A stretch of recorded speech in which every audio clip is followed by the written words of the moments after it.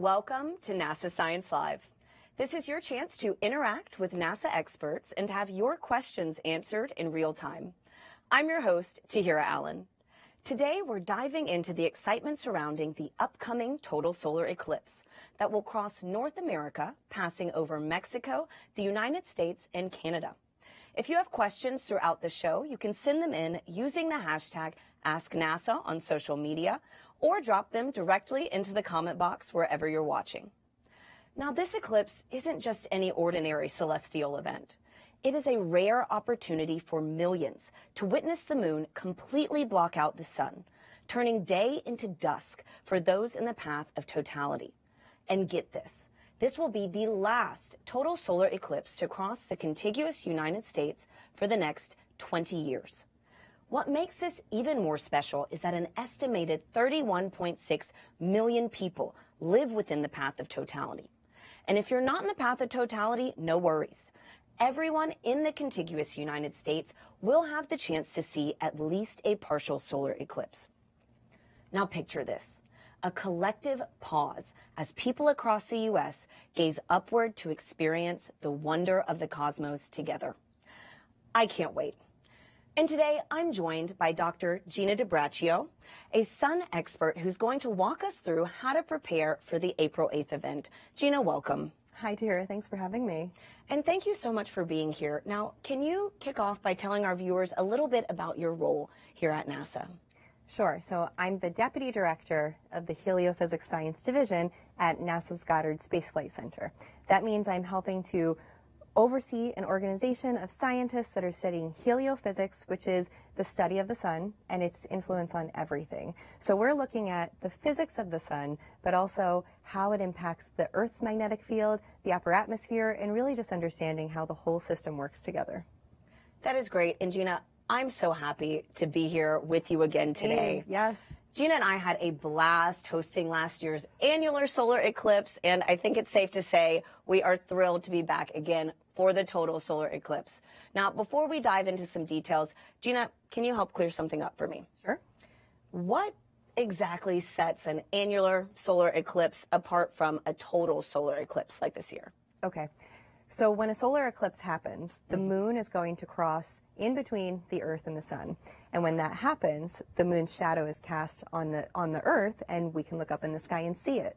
Now, for an annular eclipse, the moon is going to be just a little bit farther away so that it doesn't completely block out the sun. And that's what you can see on the screen here. You're left with a ring of fire in the sky. Cool. Now, for a total solar eclipse, the moon is going to be closer to the Earth so that the sun is completely blocked, and that way we can see the solar corona. It's that hot upper atmosphere of the sun that we can't see with our visible eyes on a day-to-day basis. So it's really good to know that difference because, you know, it's my understanding that in total solar eclipse, the safety tips then are a little bit different than an annular. Right, exactly. And so for our viewers at home, we have a special guest, someone you might recognize, who's here to let us know how to safely view the April 8th event. Hi, Eclipse enthusiasts. Lance Bass here, and I want to tell you how to protect those eyes and stay safe during a solar eclipse.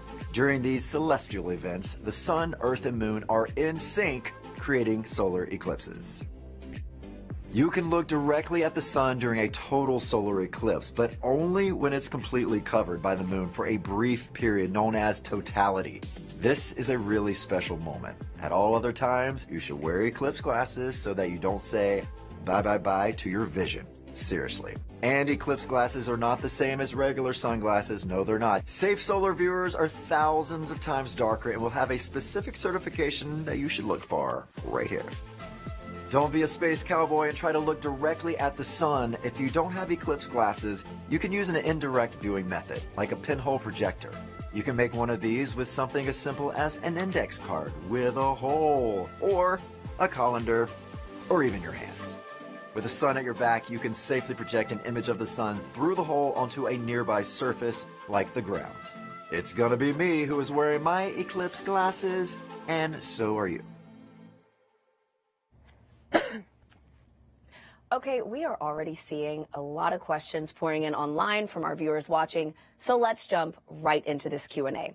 Now remember, if you're watching live, you can submit your own questions for Gina using the hashtag AskNASA or by posting them in the comments wherever you're watching today. Alrighty, Gina, our first question is from... Oh, it actually looks like, so we've got kind of a group question here. Okay. It looks like a lot of people watching are asking about notices that may have been issued in certain areas with guidance on how to prepare for crowds and preventative measures meant to reduce traffic. Could you give us a little bit more info on how to best prepare for April 8th? Sure. So as you said earlier, Tahira, along the path of totality, we have about 31 million people. A lot of people, which is so cool to think about. So it's already crowded to begin with. And of course, we'll have people traveling into that area to make it even more crowded. So, you know, just think of the preventative measures that you can take in case you get stuck in traffic. So make sure you have gas in the tank. Make sure if you have a battery operated car, you've charged up, you have some extra food and water with you. If there are traffic lines, you know, just be prepared to have patience and wait a little bit for that. Thank you, Gina. And so we have our next question is from a user on Facebook who wants to know what science will be done during the total solar eclipse. Right. One of the things that we're most excited for at NASA is actually performing different science experiments during the eclipse. Now, a favorite that I like to talk about is that we're using NASA's WB-57 high altitude research jet to perform some experiments. So the jet, cool. the jet's going to fly across the path of totality so that it gets a little bit longer in totality than if you were just standing on the ground. And what that means is that the instruments on board are going to look up at the solar corona and take images so that we can study the composition of the corona, understand how particles are accelerated and charged, and also be able to study dust that is around the sun that we can't really understand when we look at just on a day-to-day basis either. And this is only an experiment that can be done during a total solar eclipse? Is that right? Right. So we do have instruments called coronagraphs that are essentially artificial eclipses, and they will block out the sun so that we can study the corona. But the way that the light bends around these coronagraphs, we can't actually get deep down into the corona itself in that lower part of it. So for the total solar eclipse that happens naturally, it allows us to get down into the lower part of the corona, which means this is one of the only times that we can, you know, study this area of the sun. That is amazing. And so we have our next question on Jordan, from Jordan on YouTube, who wants to know, why is it bad to view a solar eclipse directly? Okay, thanks for that question, Jordan. Yeah. So we want to be really careful about eye safety during any eclipse or even on a day-to-day basis. You don't want to look at the sun so that you're not causing any permanent damage to your eyes.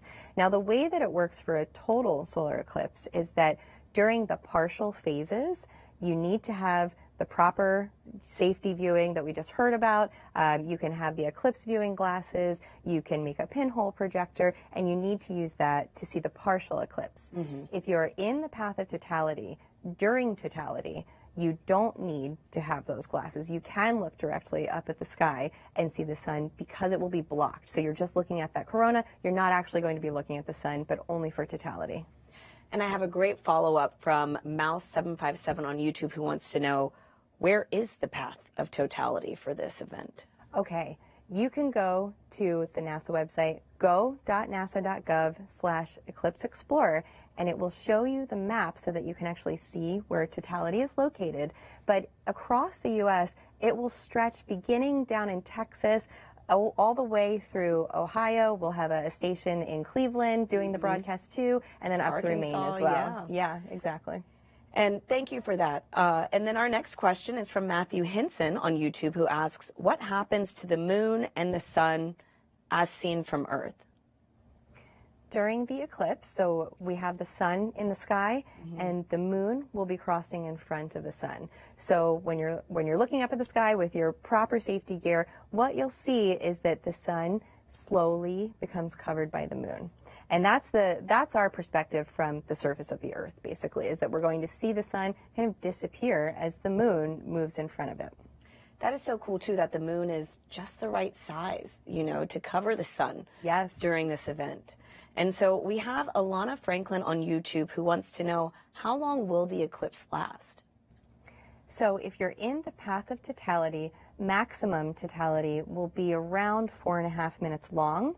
It depends, though, where you even fall within that path. If you're on the edges, it could be a little shorter. You want to be kind of as deep within it as you can, and then you'll get that maximum totality. But I will say that this eclipse that we're having coming up in April, totality is lasting longer than it did in 2017 when we had the eclipse across America as well. Do you know why? So it just has to do with kind of where the moon is in its orbit, how far it is away from the sun. And for that one in 2017, maximum totality was only about 2 minutes, a little bit more than that. So we're almost doubled. Like doubled. Oh Yeah. man, that is so cool to know. So our next question is from a viewer on X who wants to know, what tips do you have of taking pictures of eclipses?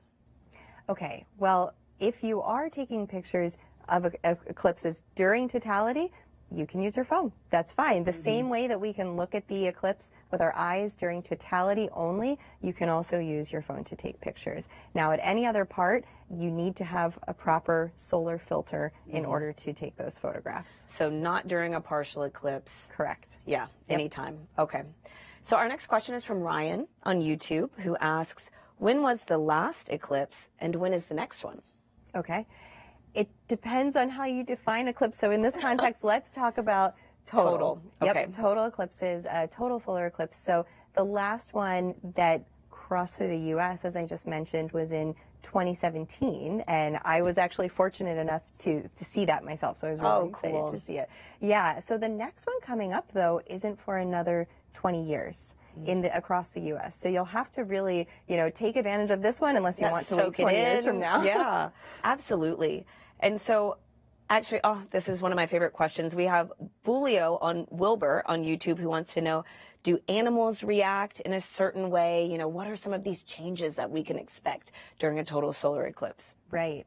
When the eclipse is taking place, it really gives that feeling of dusk, and nature reacts as if it is dusk. So if you have the opportunity to view the eclipse also in more of a quiet place where you can appreciate nature, you might be able to see the birds flying back into the trees to nest for the night, or you can hear the crickets come out and chirp and just kind of look around and watch nature, because it really does react to what's going on with the eclipse.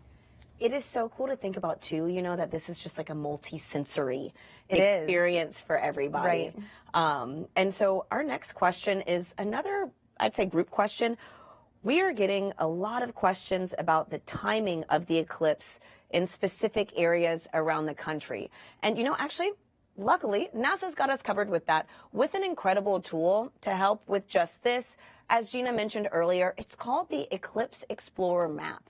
And our friend James Traley is back here, and he's going to walk us through how we're going to use this new map to prepare for April 8th. Have you ever wondered how to track a solar eclipse down to the exact second? NASA has you covered for the April 8th, 2024 total solar eclipse that will be sweeping across North America. I'm James Traley, and I'm going to walk you through how to use NASA's Eclipse Explorer, an interactive map designed to help you plan your eclipse viewing experience. This interactive map offers layers of detail that you can toggle on or off to explore each facet at your own pace. Start by visiting go.nasa.gov/Eclipse Explorer. Today, I'm showing you how to prepare for the April 8th total solar eclipse. So let's jump in. This is the map with the eclipse path. A menu should appear on the left, which you can expand or collapse with this little arrow that you see right here. With this menu, you can manipulate the map in a lot of ways. But I first want to show you how you can look up what the eclipse will look like in your location, and the timing of when you should look up, with proper eye protection, of course. I'm at NASA Goddard in Greenbelt, Maryland right now, so I'm going to type that into our zip code city bar and hit enter. And it will snap right to our location, Greenbelt, Maryland. And you'll notice when the map zoomed in, it displayed a box with information about what I will see and when in my location. You can click on the various phases of the eclipse with these little icons right here to see what the sun will look like at different points during the eclipse. The map also includes information about the current weather and cloud coverage, along with a countdown to the maximum eclipse and the percent of the sun that will be covered in your area. If you're located in the path of totality, where you have the chance to see the total solar eclipse, your information box will have a special feature when you click on the maximum eclipse. To demo that, let me go over to Cleveland, Ohio, which is in the path of totality, and snap that up here for you. So in the spot where we saw the percent of the sun covered in greenbelt, now instead there's the duration of totality, which for Cleveland is 3 minutes and 49 seconds. That's when the moon will completely block the sun. And when I click on the time of totality, and to be precise for Cleveland, it's 3:13:45 p.m., you see it snaps directly to what the sun's upper atmosphere, called the corona, will look like from Earth. A total solar eclipse is the only time we can see this faint region of the sun with our own eyes. The corona also holds clues for scientists about the sun's behavior and activity. Some other cool features include the ability to use the slider bar that you see right here to move the moon's shadow across the path of totality. You can see it sliding like that. On April 8th, when the eclipse is happening, you can select this live button that's right here, and it will track the eclipse in real time. By clicking the percent coverage that's right here, I can zoom out a little bit to show this, you can see just how much of the sun will be covered by the moon in any given area, even outside that path of totality. And remember, it is only safe to look directly at the sun without eye protection during totality. At all other times, including when the sun isn't blocked at all, and during a partial solar eclipse, you should wear eclipse glasses or view through an indirect method like a pinhole projector. For safety tips from NASA, visit go.nasa.gov/eclipse eyes safety. There are many more layers and features to dive into on the Eclipse Explorer map, so I encourage you to take a look to prepare before the total solar eclipse crosses North America on April 8th.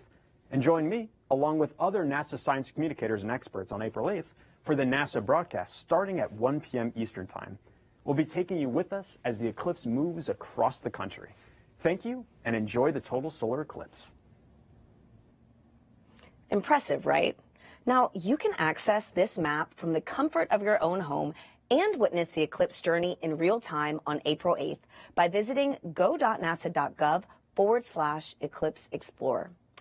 Now, Gina, this map is one way for folks at home to get involved in the eclipse, but I understand there are some other ways that people can play a true hands-on role in this April 8th event. Can you tell us a little bit more about those? Right. We have different projects among NASA where the public can get involved in order to really contribute to our understanding of the eclipse and eclipse science. So 2 of those projects that I want to talk about, the first one is Globe Observer. And with Globe Observer, you download the app to your phone, you need a thermometer, and what you do is you actually take measurements before, during, and after the eclipse of the temperature where you are. You record it in the app. You also take pictures. It's very simple for people at home to do.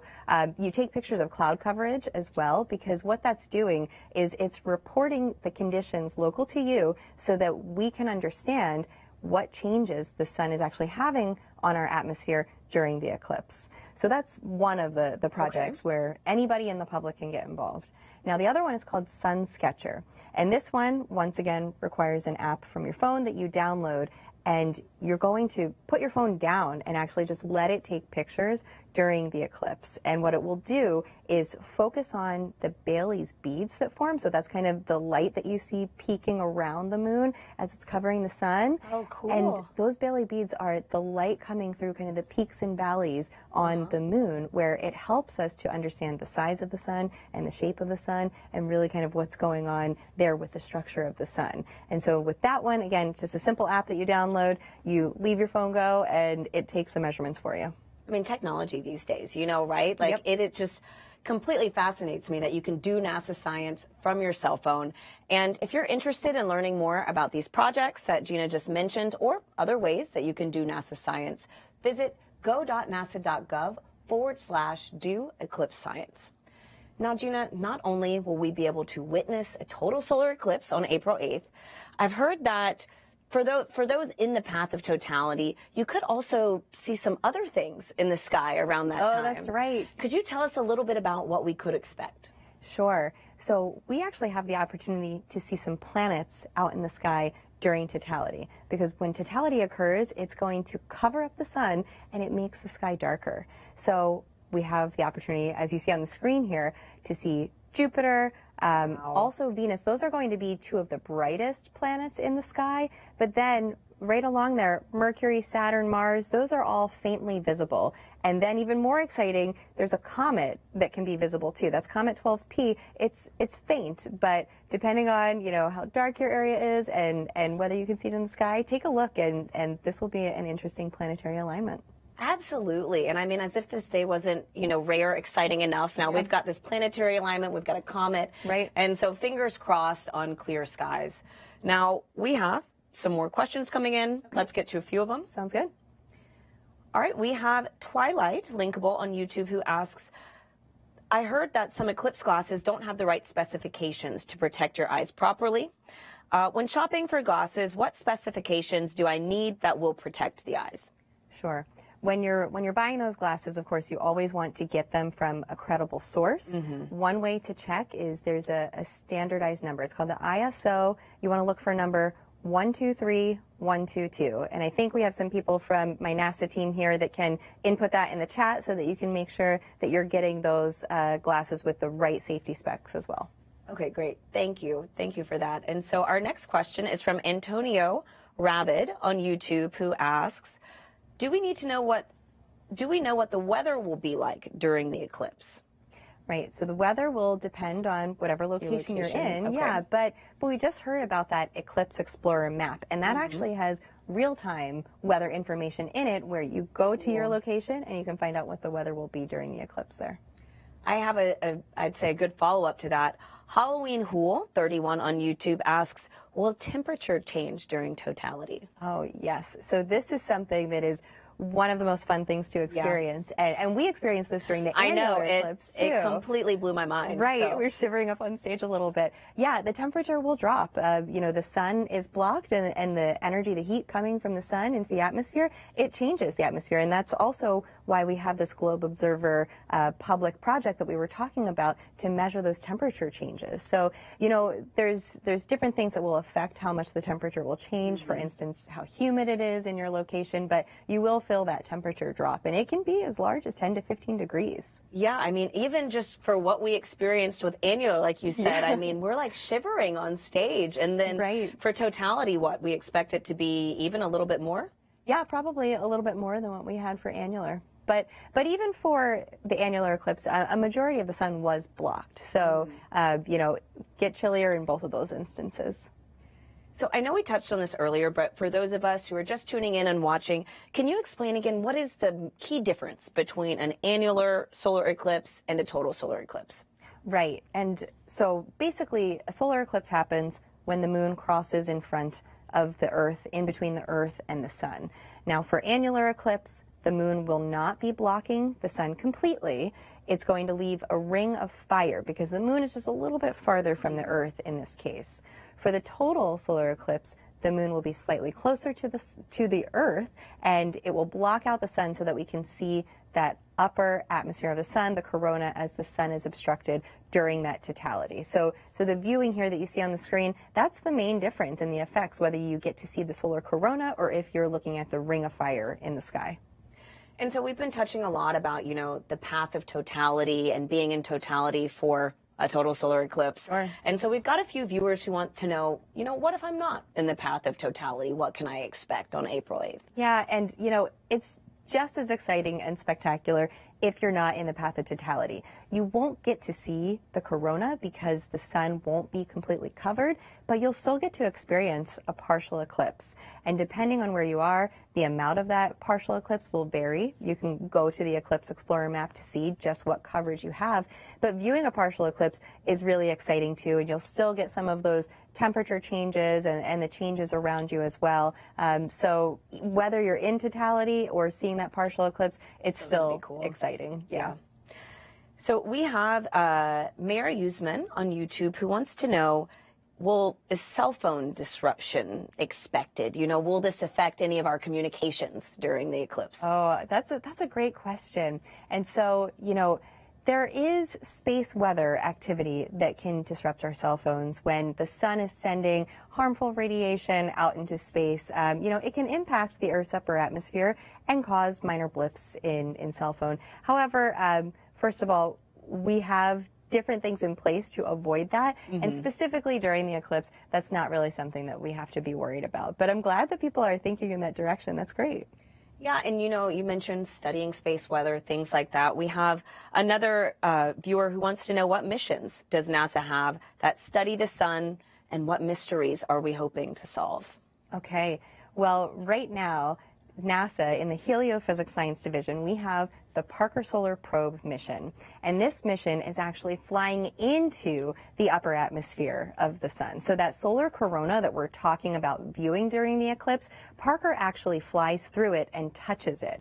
And this is the first spacecraft to ever get this close to the sun. In fact, on December 24th of this year, it will have its closest approach, flying 9 solar radii close to the sun. And that might sound far, but it's actually the closest that a spacecraft has ever gotten, so that we can really figure out how the physics operates in this region. Okay, now 9 solar radii. Can you give us an idea? Oh, yeah. So I'm going to ask my team here to give us some stats on that and put it in the chat, just so we can get it maybe into miles for people to understand. Yes, that would be great. But it is much closer to the sun than we are, so that we can touch the atmosphere there. Awesome. And so our next question actually, again, has to deal, with the sun and its activity. It's from Fox McCloud on YouTube, who wants to know, will we see solar flares during the eclipse?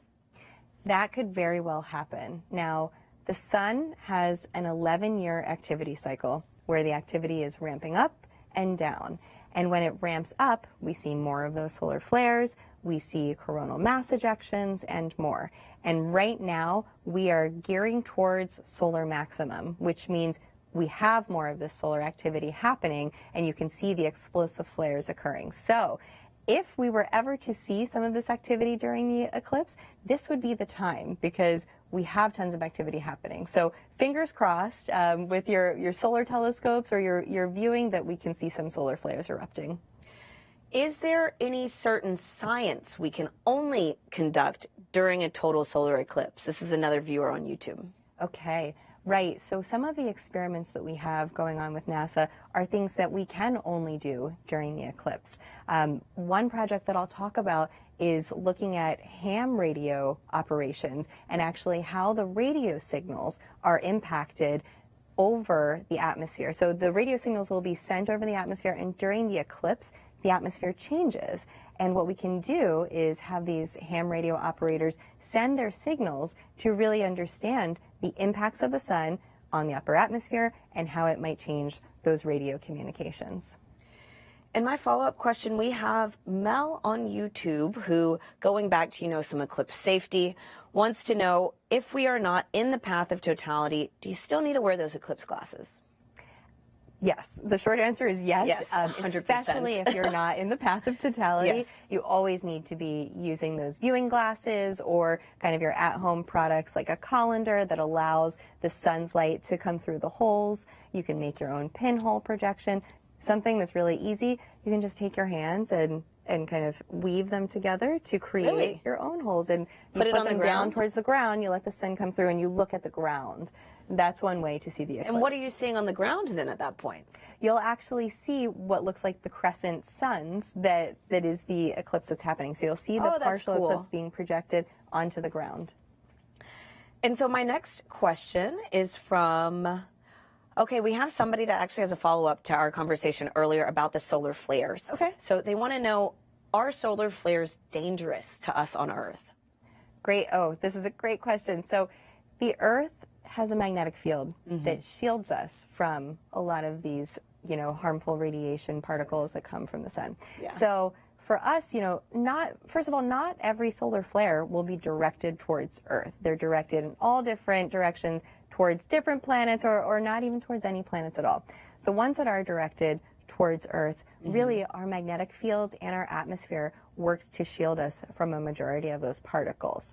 Now, when we have astronauts in space, we do have different protective measures that we take to protect them. We work on predicting when these flares might take place, when they might arrive, and our astronauts have radiation covering that they can actually shield themselves if they need to. And so I actually want to stay on that topic. That's a great follow-up. Well, I have a great follow-up to that topic.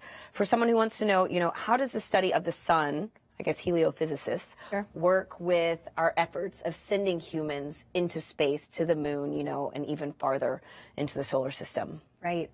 Well, personally, some of the research that I do is on Mars and understanding how the sun impacts Mars.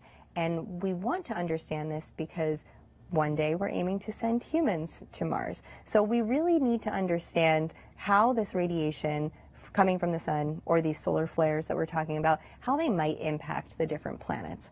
We can take data from different NASA missions that are studying these planets to really assess how the atmosphere or a planet's magnetic field might be impacted by particles coming from the sun. And then we create tools that we can use to protect our astronauts when they go to travel to other places such as the moon or Mars. So another great follow-up. Inspector on YouTube wants to know, will the International Space Station be affected by this total solar eclipse then? For astronauts that are on the space station during the eclipse, if it is kind of crossing over the U.S. region during the time of the eclipse, the astronauts are able to view it from a different vantage point. Now, they're looking down at the surface of the Earth, so they would see the moon's shadow moving across Earth. Yeah, so it's a different perspective than what we're seeing. You can see it on the screen there. That's from one of the previous eclipses. That's the moon's shadow actually being cast onto the surface of Earth. There you go, as seen from the space station. So that's a great view and a unique perspective to have. That is. And it's really amazing that we are able to, you know, have photos from both the ground and space with the International Space Station. Yep. And Mary Hart on YouTube wants to know, for the total solar eclipse this year, does NASA plan to photograph it from the ground at all? Yes. So actually, this is something where the public can once again get involved. As long as you have the proper solar filter and a telescope, you can take pictures of it. You know, during totality, as we said, you can use your phone to take pictures of it. It's safe during totality to use your phone to take pictures, photographs. We have amateur astronomers and whatnot as well. So these are ways that you don't have to be a NASA scientist to photograph it, as long as you know how to do it safely. And some of these images are just stunning to look at. Absolutely. And I mean, this is another, you know, good reminder of the volunteer project that you mentioned earlier, Sun Sketcher. Right. To where you download an app, put your phone down, and you're able to photograph the eclipse, contribute to NASA science, and, you know, enjoy the moment. Exactly. In the present moment. Yeah. So, this is a good one. My next question is, what was it like for you to watch the annular solar eclipse last year? Well, we were together. I know. Eclipse That's why I on love this stage. question. I will tell you, my experience with the annular eclipse was so much different than the 2017. Was that your first total annular eclipse? That was my first annular eclipse. Okay, that's right. Yeah. Wow. And I will say, you know, viewing it almost felt fake. It didn't seem real to see the moon kind of coming in front of the sun. Yeah, but on top of that, it was the crowd around us that I remember. I remember, you know, the minute before annularity, people were just so excited and cheering so loudly that it felt like this experience that we were all sharing together. And that was a lot of the fun to it too. You know, I think we were talking about how we got goosebumps during annularity. It was really emotional. I was not expecting for it to Right. be so emotional. I mean, it was really just this perspective shift, right? To where you're like, wow, I'm on Earth and we're part of this larger system that's moving in the universe. And this will be my first total solar that's eclipse. So I'm exciting. glad that we get to experience this again together. Yeah. So our next question is from Bill Harvard on YouTube, who wants to know, will an eclipse like this happen again? Right. We will have other total solar eclipses happen. The next one that will cross across the United States won't be for another 20 years. So this will be kind of your last opportunity for moment. 2 decades Yeah. if you want to see it within kind of the contiguous U.S. But eclipses will occur elsewhere, and you know, most often it will be over the ocean, just because the Earth has more water than land. But yeah, we do have total solar eclipses. Now, one thing that I will add, though, is the moon is slowly moving away from the Earth, very slowly, which means kind of many years from now, there won't be total solar eclipses at Earth once the moon is far enough away that it can't completely block out the sun. So it's really special right now that we're able to enjoy this, but that change will not take place in our lifetime. It will be quite some time until it actually happens.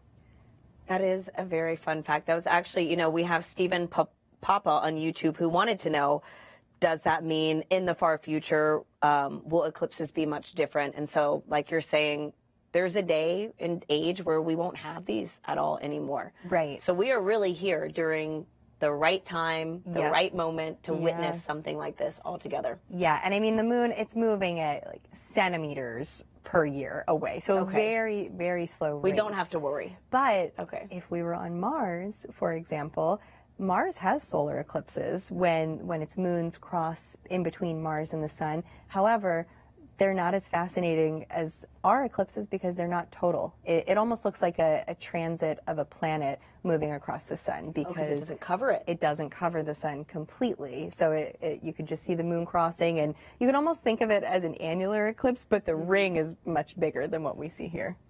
So earlier in the show, you touched on Bailey's beads and these different types of things we might see during today's event. And we have another viewer that wants to know about these special features that only happen during a total solar eclipse. Can you, like the diamond ring effect, Bailey's beads, can you explain those for us? Sure. So on the surface of the moon, you know, there are craters, there are peaks, there are valleys, and when these Bailey beads or diamond rings occur, that's where you see the light of the sun just kind of piercing through some of these surface features of the moon. And the sun just kind of peeks out in between the peaks and the valleys, so that you can get that shiny diamond ring effect.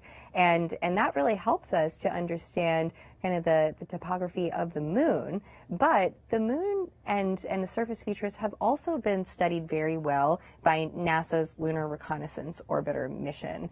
So it's fun to kind of see how we make these measurements with our missions, and then we can also study them during natural events like the eclipse. And can you remind us, what's the difference between Bailey's beads and the diamond effect? Are those the same thing? They're very similar, yeah. Okay. So the diamond ring effect is more of that kind of wow factor, that brighter shine, where Bailey's beads, you can see a few of them almost bubbling across the surface is what it looks like. So they're similar, and they're caused by similar effects, but kind of just a difference in their characteristics. And we have Katie Fisher on Facebook who wants to know, will the total solar eclipse affect the tides? So the total solar eclipse will not affect the tides. Really, that's going to be affected by the distance that the moon is from the Earth. So as I said, the moon is slowly moving away from the Earth centimeters every year. Now, over a greater time scale, that will affect the tides, but not during the total solar eclipse. And our great team moderating earlier got us an answer. You mentioned how Parker Solar Probe Oh, great. Okay. on December 24th is going to make its closest approach to the sun at about 9 solar radii. Yes. That is 3.9 million miles. There we go. So, Thank yes, you. absolutely. And so our next question is from Leela Coles Avery on Facebook, who wants to know, can I look at this safely, a total solar eclipse, through a telescope from North Carolina?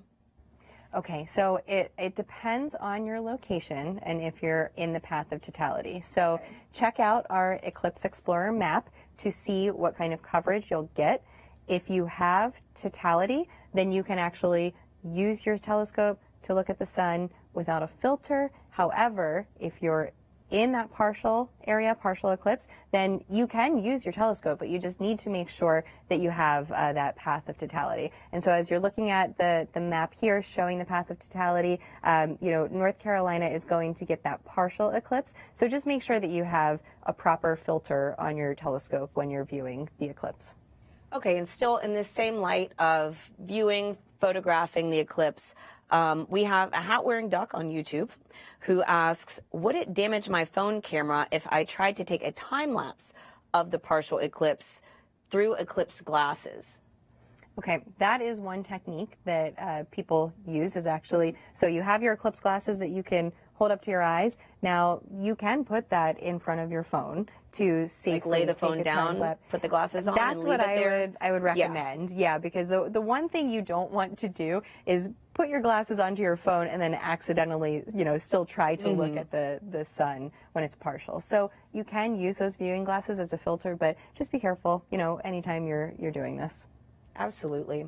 And so sticking again, kind of focusing on this path of totality, we have James Finn on Facebook who asks, how dark does it actually get in the path of totality?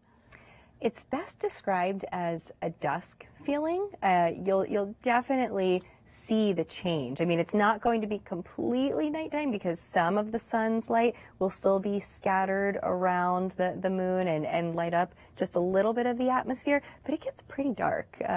It's pretty impressive. Darker than what we saw for the annular eclipse, that's for sure. Now, for those of us who have not witnessed a total solar eclipse before, could you tell us about your experience seeing one for the first time?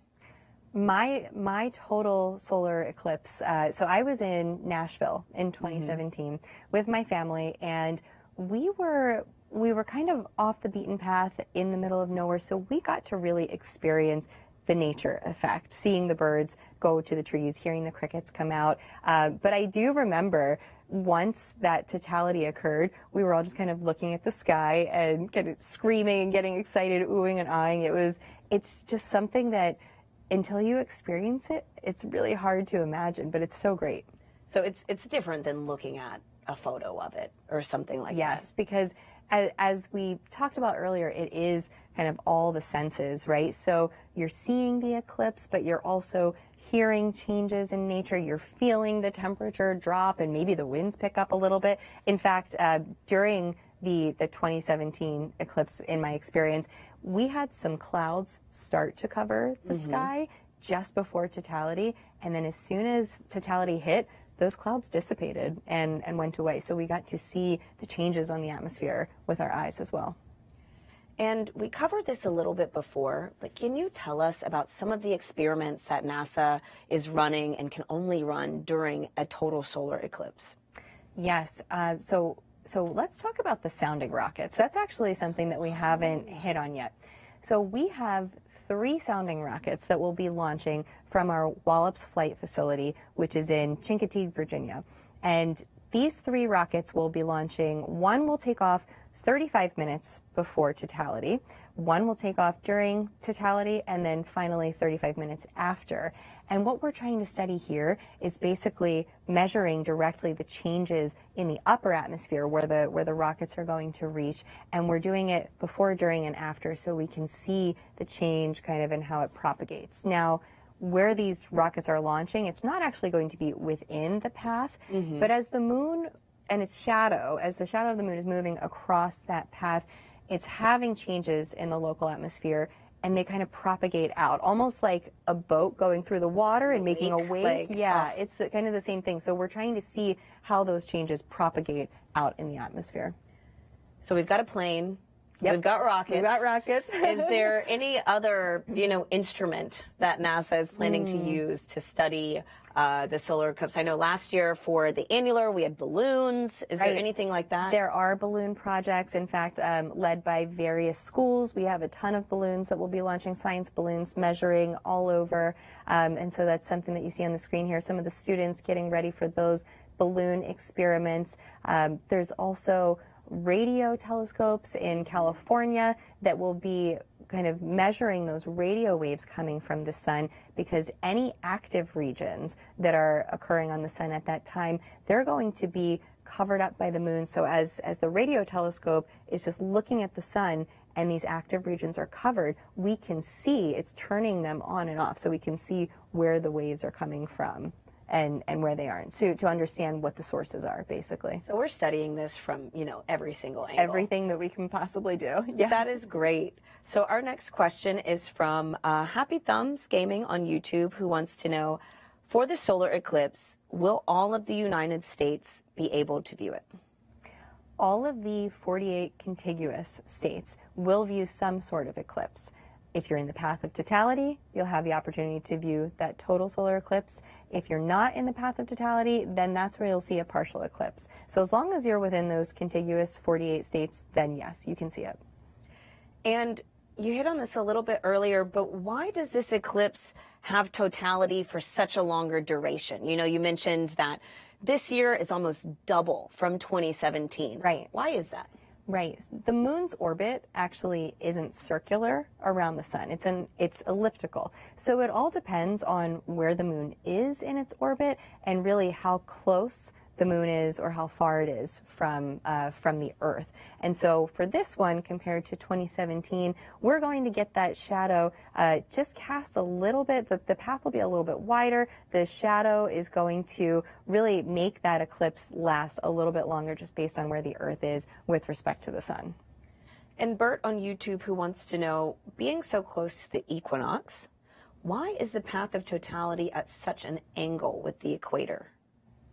Yeah, so it depends. The moon's orbit is tilted by 5 degrees. And of course, with Earth, we have seasons as well. So there's kind of this game that you have to play between, the orbit, right, of the Earth and the moon and how the Earth is tilted, how the moon's orbit is tilted. And it changes kind of the geometry of where the eclipse occurs and how long and everything. So earlier, we spoke a little bit about photographing a total eclipse with a cell phone. Now we have a viewer on YouTube who wants to know if pointing a telescope to the sun will damage the telescope during this event. Right. We have filters for telescopes as well, solar filters that you put on your telescope so that you can safely view the eclipse. So that's what I would recommend, especially if you're in that partial eclipse area. Now for the total eclipse, that's when with our own eyes, we don't need to have the glasses on and you don't need to have a filter for your eclipse. But it also depends on what you're trying to see. If you're trying to see that corona in a certain light, you might want a filter for that too, that allows you to take different types of images and different science as well. Okay. For those just joining us, we have another question from Scientific Potato on YouTube who wants to know, will animals under the total solar eclipse be acting weird? They will be, yes. Nature changes during the eclipses. It gets confused. Nature basically thinks that the sun is setting and that it's nighttime, and that's where we kind of have animals getting ready to go to sleep, birds going to the trees, crickets that come out and chirp. So that is part of the whole eclipse viewing experience, is to really kind of see and hear nature around you as well. You mentioned something too, I remember from the annular eclipse, something about spiders and their webs. Oh, there is something with spiders. I can't remember it off the top of my head, but I think it has to do with, their spiders coming up and their webs coming up and down too. That's right. And so our next question is actually from a viewer on YouTube who wants to know, what advice do you have for anybody who might be experiencing this solar eclipse for the first time? I love this question. I would say really take a moment to embrace it and, experience it with as few distractions as possible. I mean, I know that we're all excited to take pictures of the eclipse to be able to share the experience. We're lucky that totality lasts for 4.5 minutes because you can, have a few moments of quiet to kind of see and feel and look around, but then you can also take the photo that you want as well. So I would just say, make sure you put down all your things and try to enjoy it. Yeah, exactly. Well, Gina, unfortunately, that is all the time that we have for today. Okay. But thank you so much for just joining us and for answering so many questions from our viewers. I am so excited to be sharing NASA's stage in Kerrville, Texas with you in just a few weeks. Yeah, thanks to Hira. It was great being here today, and I'm really looking forward to our broadcast in Kerrville. And thank you to everyone who joined us online. We had some fantastic questions today and really love getting to engage with you live like this. We hope you enjoyed learning more about the total solar eclipse and feel better prepared for the upcoming event. Now make sure you set a reminder to join us on April 8th.